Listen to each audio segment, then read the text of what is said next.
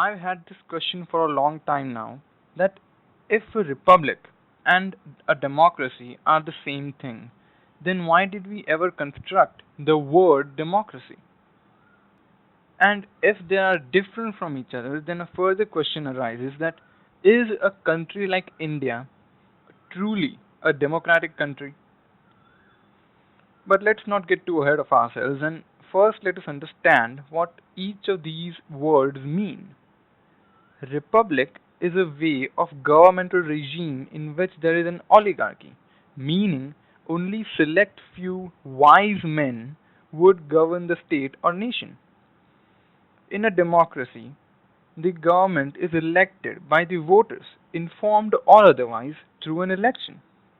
But where they differ is that in a pure democracy, the power is held by the majority, and they can discriminate the minority any way possible. While in a republic, this is not the case, as there are proper non discriminatory individual rights which have full backing of the law.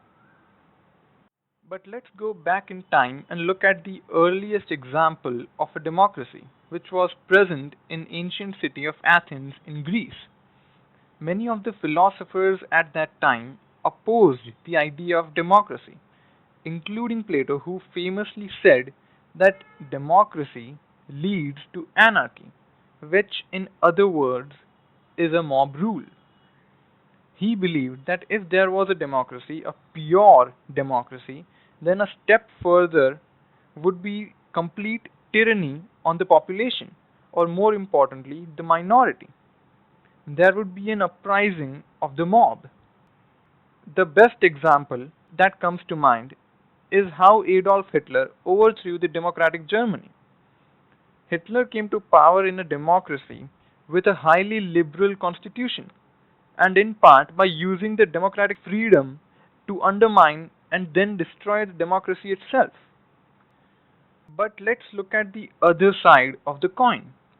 Republic, although protecting the individuals from exploitation, is not so star-spangled either.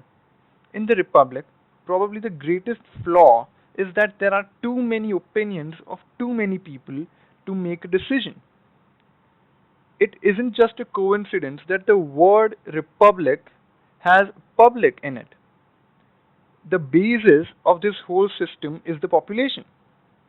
This is why I think India is not a democracy.